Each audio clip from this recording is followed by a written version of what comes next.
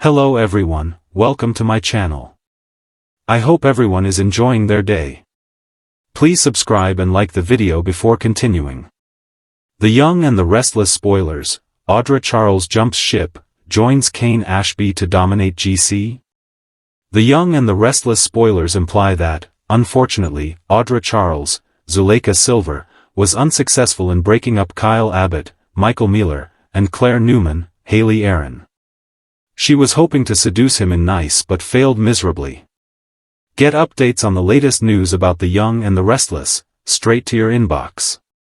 We use your personal data for interest-based advertising, as outlined in our privacy notice. What is this? Victor Newman, Eric Braeden, has relinquished his agreement to fund her new company now, but no one should ever count Audra out of the corporate game in GC. Kane Ashby desperately needs allies. The Young and the Restless spoilers remind fans that Kane Ashby, Billy Flynn, has rolled into town, and the gazillionaire is ready to take over Genoa City, literally. The only problem is that he needs some allies in town. Phyllis Newman, Michelle Stafford, is all in, but Billy Abbott, Jason Thompson, may be on the fence. As it stands, Holden Novak, Nathan Owens, is Kane's right-hand man, so as Audra is still unemployed, could he place a good word in for her?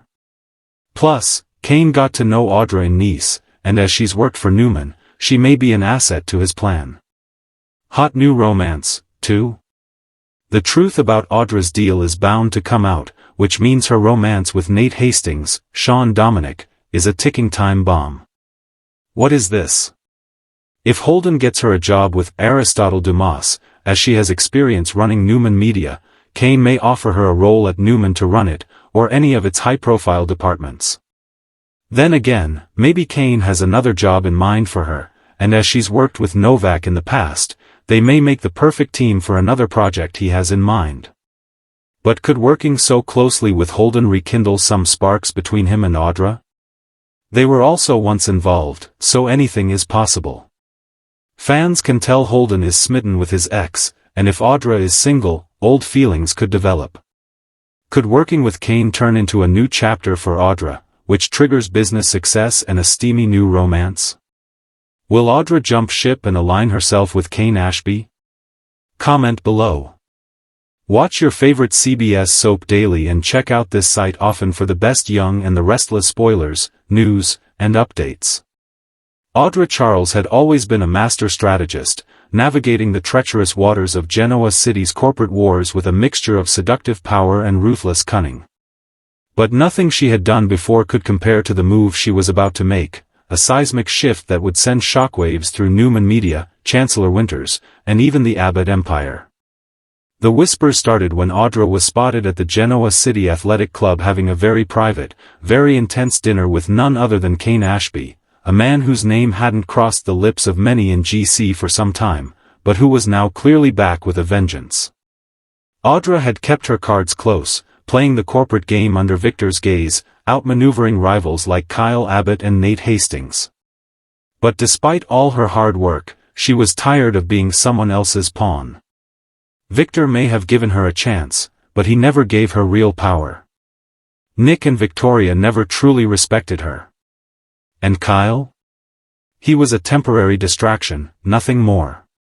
So when Kane Ashby returned, filled with ambition and a grudge, it didn't take long for Audra to see an opportunity. Kane had money, connections in Australia and beyond, and a drive to reclaim his legacy after being ousted from Chancellor Industries. He had always felt like an outsider, even when he was married to Lily or working with Jill. But now, he had a new vision. A media and real estate empire that could rival anything Newman or Jabot could dream of. He just needed the right partner. Enter Audra. Their alliance was dangerous, no question. Both were brilliant, both were manipulative, and both had been burned by the same system they now sought to destroy. Over a series of clandestine meetings, they laid out their plan, form a new conglomerate, Ashby Charles Global, and quietly begin acquiring struggling divisions from Chancellor Winters, scooping up talent and IPs Newman had no idea were on the market. Using shell companies and offshore accounts, they made their first bold move, buying out a struggling tech company tied to Daniel Romalati's Omega Sphere project. Phyllis was suspicious but preoccupied with her own dramas. Daniel barely noticed the hands pulling strings behind the curtain. And Lily? She was too busy patching things up with Billy and Devon to see the writing on the wall. It wasn't long before the buzz around GC grew. Boardroom deals were shifting. Suddenly, smaller companies were declining Newman's acquisition offers. Audra remained calm on the outside, still showing up at Newman board meetings, still feeding Victor the illusion of loyalty. But her heart was already with Kane. They had become more than just business partners. Their chemistry was undeniable, two forces of ambition and charm colliding in late-night strategy sessions that blurred into something far more personal. Kane had never met anyone like Audra. She challenged him, seduced him, inspired him. And for Audra, Kane was the first man who didn't underestimate her, didn't use her as a stepping stone. He saw her as his equal. But as their new company grew in power and influence, it was only a matter of time before the truth came out. It was Nikki who first smelled something off. She caught wind of a Cayman-based investment group making a play for a former Newman subsidiary, and she didn't like it. She brought it to Victor, who began digging. When he traced the paper trail, he found a familiar name, an Australian shell company tied to Ashby's old contacts. That's when the storm hit. Victor confronted Audra in his office, his voice steely, his gaze colder than winter. "Are you working with Kane Ashby to take down this company?" She didn't flinch. Instead, she smiled. "I'm not taking it down. I'm simply building something better." That's when Victor knew he had underestimated her. In the days that followed, Newman Media saw an exodus of key players. Audra had planted seeds long before her official departure. Designers, data analysts, editors, many of whom had grown disillusioned with Victoria's iron-fisted rule, jumped ship. Victoria, furious, lashed out at both Victor and Audra. She accused her father of bringing a snake into their house and Audra of betrayal. But Audra, always poised, reminded her that loyalty has its limits, especially when met with disdain. Meanwhile, Kane was making moves of his own. He approached Jill with a bold offer, merged Chancellor Winters with Ashby Charles Global under a new vision. Jill was intrigued, but skeptical. Devon and Lily were vehemently opposed, still mistrustful of Kane's motives. Devon warned Lily that Kane was dangerous, that aligning with Audra would only end in disaster. But Lily, watching Newman implode and Jabot, distracted by internal drama, began to question whether staying the course was really the best option. It didn't help that Billy, now back in the Chancellor fold, was growing restless again, another ticking time bomb. While the corporate chaos intensified, personal dynamics took center stage. Elena, Nate's ex, began dating one of Audra's lead engineers, pulling her back into the fray. Devon found himself at odds with his mother, Harmony, who saw potential in what Audra and Kane were doing. And in the background, Tucker McCall watched with bemused fascination. He had tried to build an empire with Audra once, and failed. But now, seeing her soar with Kane, he debated whether to support them or sabotage them. The media caught wind of the corporate chess game. Headlines swirled, Audra Charles abandons Newman, teams with rogue Kane Ashby. Victor's empire threatened by betrayal. GC's power couple rises from the ashes. Jack Abbott tried to ignore the drama, focusing on Jabot's international expansion. But when Audra and Kane acquired a skincare startup that Jabot had been courting for months, he knew the game had changed. Summer and Kyle, still struggling with co-parenting and unresolved feelings, were pulled into the mess when Audra exposed confidential Newman data Kyle had unwittingly given her during their affair. Summer was furious, not just at Audra but at Kyle, accusing him of compromising the family. Diane stepped in to mediate, but tensions between the Abbotts and Newmans reached an all-time high. Meanwhile, Kane and Audra made their next move, launching a sleek new media app called Pulse.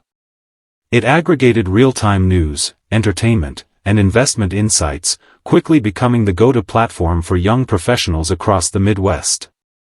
Advertisers lined up. Influencers signed on. Newman and Chancellor Winters scrambled to counter, but Pulse was already dominating the space. And just when Victor thought it couldn't get worse, Ashby Charles Global announced their newest acquisition, a controlling stake in a legacy telecom company, one Newman once owned. That move brought Victor out of retirement. He called an emergency meeting of the Newman board and issued a warning: they want war? Then war they shall get. But war with Victor came at a cost. Investigations were launched. Old skeletons were dragged out. Audra's past dealings in London, Kane's questionable offshore investments, it all came under scrutiny. But neither blinked. Instead, they doubled down.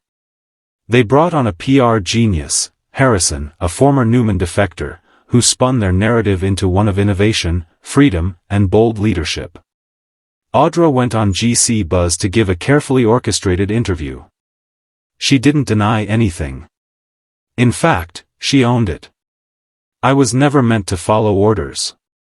I was meant to lead. The public loved it. Investors did too. As their stock surged, Victor and Victoria were forced into an uneasy truce. Nikki urged them to adapt. You can't crush her the old way. You have to outsmart her. But the real turning point came when Lily, once Audra's enemy, reached out. She wanted to talk. In a secret meeting at Society, Lily listened as Audra laid out her vision for the future. And surprisingly, Lily didn't disagree. You're not wrong, she said. But Kane? Can he be trusted? Audra hesitated for the first time. She believed in Kane. But she also knew his past. That night, she confronted him. If you screw me over, I'll bury you. Kane smiled. Then I won't give you a reason to. For now, their partnership held. But in Genoa City, alliances are as fragile as glass. All it takes is one crack. Still, for the first time in her life, Audra Charles wasn't dancing to someone else's tune. She was writing her own, and Genoa City was listening. And whether the power players liked it or not, a new dynasty was rising. One that answered to no one but themselves. But as the dust settled over Genoa City and Ashby Charles Global continued to thrive, the ripple effects of Audra and Kane's empire began to touch every corner of the city. Chancellor Winters, once thought to be invincible under Devon and Lily's leadership, began losing traction. Contracts slipped away, major advertisers jumped ship, and whispers of internal discontent started spreading. The siblings found themselves increasingly at odds, Devon accusing Lily of being too willing to consider change, Lily frustrated that Devon refused to acknowledge the reality of their weakening position. Jill, watching from the wings, kept her cards close. While she had once championed Devon as the heir to her corporate legacy, she couldn't ignore the growing allure of Ashby Charles Global's disruptive model. Kane's directness and Audra's charisma were an intoxicating combination, one she remembered well from her own days of playing hardball in the boardroom. Jill wasn't ready to throw in the towel, but she wasn't going to ignore the opportunity either. Meanwhile, Victor Newman was marshalling his resources. Determined to dismantle what he now called a rogue threat, he initiated a series of back-channel negotiations with allies across the financial sector. He tapped into old favors and long-dormant connections in the SEC. It wasn't enough to beat Audra and Kane in business, he had to crush them legally, economically, and reputationally. But Audra anticipated this move. She hired an elite compliance and legal team, many of whom had once worked for Newman Enterprises. These were professionals who knew how Victor operated and weren't afraid to challenge him on his own turf. In public, Audra remained composed, even playful in interviews. But in private, the war was on. She and Kane met with security experts, financial analysts, and PR strategists day and night, building walls Victor couldn't see over. In a bold media move, Ashby Charles Global acquired the GC Weekly and turned it into a glossy, cutting-edge journal featuring in-depth exposés, lifestyle features, and tech columns. The first major story? A cover piece titled, "The Newman Myth, Why Genoa City Needs New Blood." It ruffled every feather imaginable. Nicky was livid. Victoria threatened lawsuits. Nick confronted Audra at society and warned her that she had crossed the line. But Audra, always cool under pressure, leaned across the table and said, "You underestimated me. Now you're watching me win." As for Kane, he found himself slowly reclaiming a piece of himself that had long been dormant. No longer in the shadows of Jill or Lily, he was finally his own man. Yet with power came temptation. One late night, he received a message from Hillary Curtis's old contact in New York, a media conglomerate interested in acquiring Ashby Charles Global in exchange for a $400 million payout. It was more money than he or Audra had ever dreamed of. When he showed the offer to Audra, her expression was unreadable. "You want to cash out?" she asked. "Or build something that lasts forever?" Kane hesitated. For a moment, the greed flashed across his face. But then he reached for her hand. "Let's build." But not everyone was rooting for them. Elena began investigating Pulse's data usage and uncovered troubling analytics, user data being monetized in ethically gray areas. She confronted Audra during a charity event at the GCAC. "You're exploiting people's privacy," she said. "You're no better than Newman." Audra's smile faded. "We're better because we're honest about it." In the background, another storm was brewing. Kyle Abbott, now persona non grata at both Newman and Jabot after his entanglement with Audra, was struggling to stay afloat. He began consulting for minor startups, trying to rebuild his reputation. But he hadn't forgotten the woman who seduced and then betrayed him. One night, after a few drinks too many, he leaked a series of emails that hinted at Ashby Charles Global's aggressive data collection practices, sending them anonymously to a GC Buzz reporter. The resulting article went viral. For the first time, Audra and Kane were on the defensive. Government agencies demanded audits. Advertisers pulled back. Investors grew nervous. Victor pounced, launching a counter-narrative in the press that painted Audra as a corrupt manipulator and Kane as a desperate con man. Suddenly, their empire was vulnerable. But Audra wasn't going down without a fight. She traced the leak back to Kyle and confronted him directly. "You want to play dirty?" she hissed. "You have no idea what I'm capable of." Kyle, bitter and broken, told her he didn't care anymore. "You used me. Now I'm going to watch you burn." Kane wanted to retaliate, but Audra stopped him. "We don't fight in the mud," she said. "We drown them with brilliance." So they went on the offensive. Audra gave an exclusive interview on national television, addressing the data scandal head-on. She admitted to mistakes, promised reforms, and turned the conversation into a rallying cry about innovation and responsibility. She even invited government oversight, stating she had nothing to hide. The move worked. Investor confidence rebounded. But while their professional world recovered, their personal relationship strained under the weight of everything. Audra sensed Kane's growing resentment that she was the face of their company while he remained in the background. Kane, meanwhile, grew jealous of Audra's close working relationship with a handsome new marketing executive named Raphael. The tension between them exploded one night in the office. "Do you even need me anymore?" Kane demanded. "You seem to be doing just fine without me." Audra stood her ground. "I needed a partner. Not a man who questions my every move." They separated for a week. Gossip swirled that the power couple was done. But then came the gala. Chancellor Winters was throwing a charity ball, and Devon, despite his reluctance, invited both Kane and Audra to avoid looking petty. The night was filled with tension. Whispers followed Audra across the room. Kane kept to himself. Then, as the band began playing, Audra stepped up to the mic. "A lot of people have asked if I'm afraid of the backlash. If I regret leaving Newman. If I regret aligning myself with Cain Ashby. She paused. The answer is no. Because every step we've taken to change this city for the better.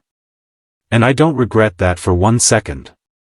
As the crowd applauded, Cain stepped forward and took her hand. In that moment, it was clear, they were back on the same page. Behind the scenes, Victor watched with narrowed eyes. They're not done yet, he muttered. But neither was he. The war for Genoa City's future was just beginning.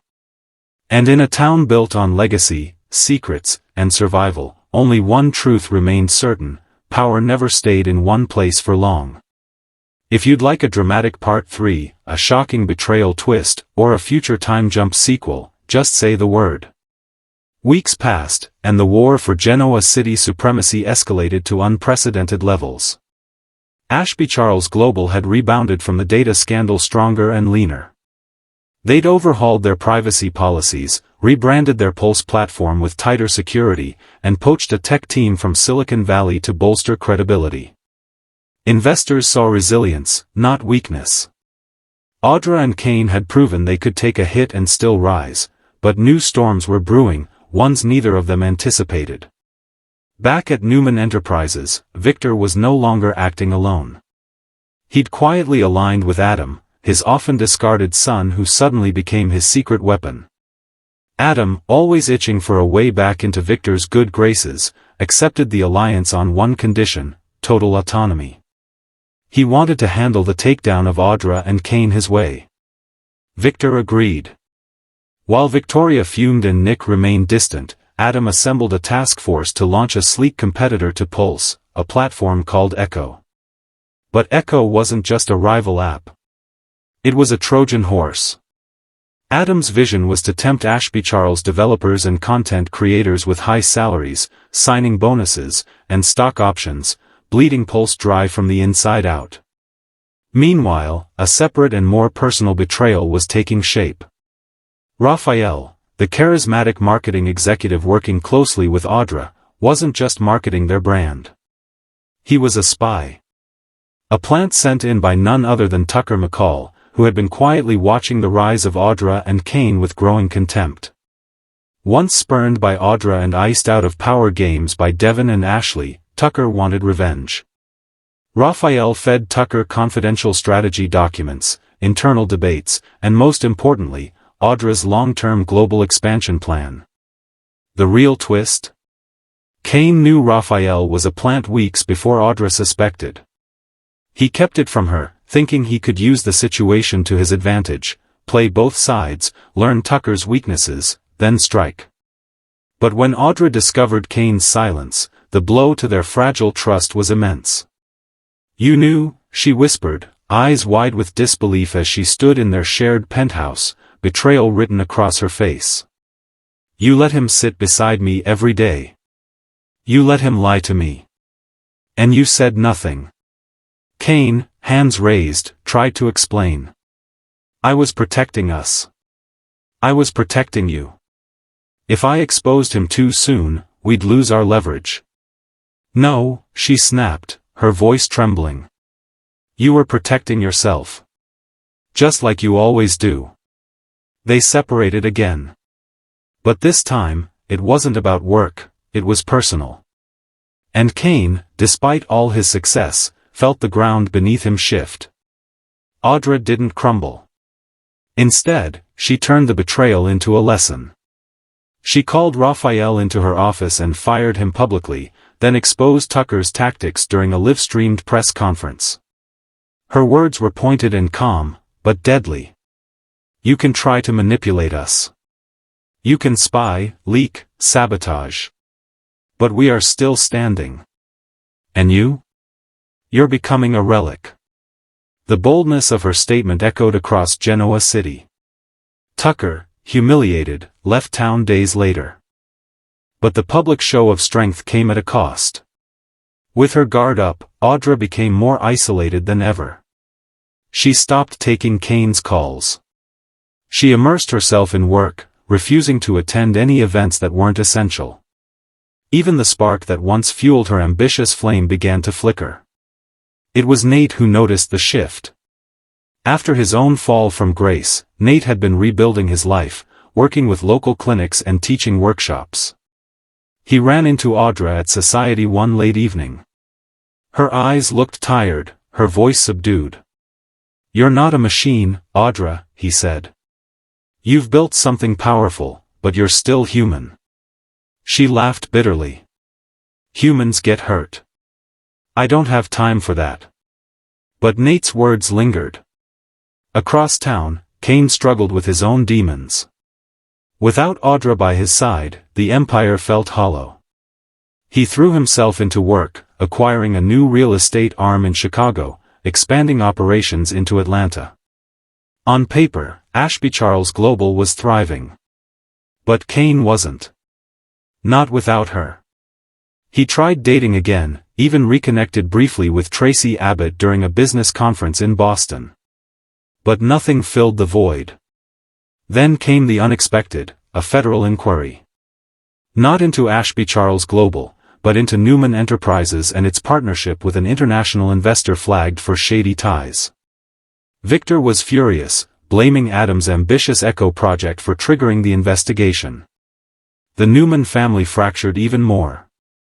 Adam walked out. Victoria blamed Victor. Nick wanted out of the family business altogether. And that's when Audra saw her opening.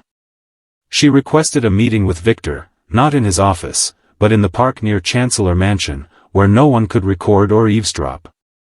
She made him an offer: she'd stay out of the investigation. She'd even help steer public sentiment in Newman's favor, for a price. Victor studied her carefully. "And what is it you want?" "I want Newman Media," she said without hesitation. "Just that division. I built it once.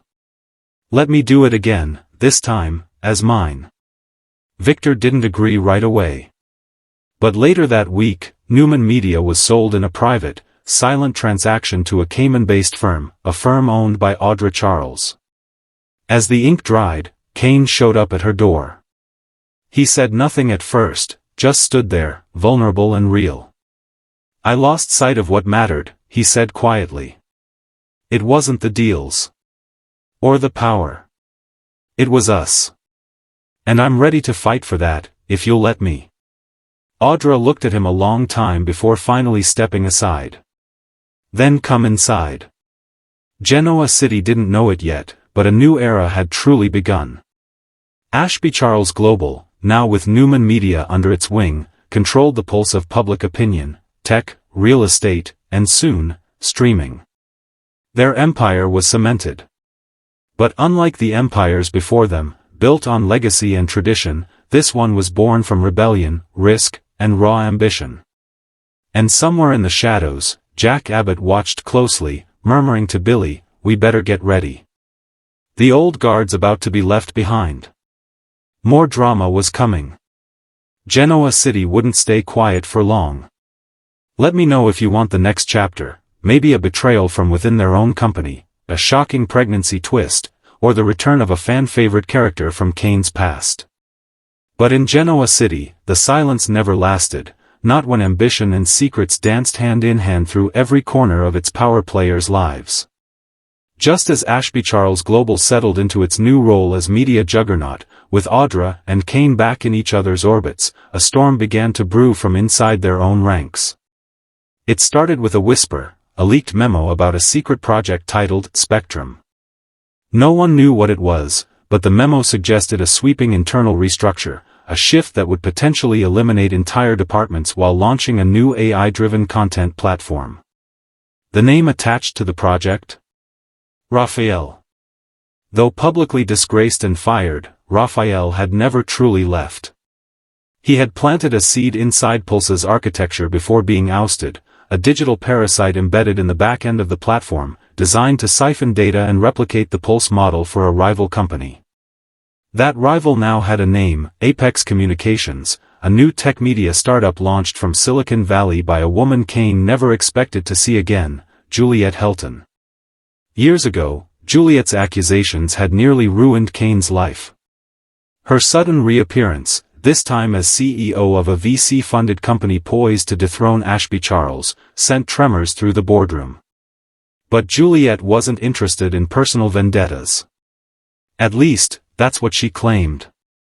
In a press release, she praised Audra's innovation and Kane's ambition, calling them the trailblazers who inspired her own journey into leadership. But behind closed doors, her message was clear: Apex was coming for Pulse. Audra, already stretched thin managing Newman Media's transition, couldn't believe the gall. She wants to play queen, she told Kane. But this isn't a game. It's a war. And Juliet wasn't just building a platform, she was building an army. Former Newman execs, disgruntled chancellor staff, a few ex-Jabbo engineers, she scooped up the best of the best, promising them freedom from toxic loyalty and old money politics. Her pitch to advertisers and influencers was simple: Pulse was the past. Spectrum was the future. To make matters worse, Juliet made a bold PR move. She announced her intent to purchase a prime parcel of land in downtown Genoa City, where she planned to build Apex HQ, a shimmering tower of glass, tech, and revolution. That land, however, was already under contract by Ashby Charles. Thus began the bidding war. Audra and Kane poured everything they had into locking down the deal.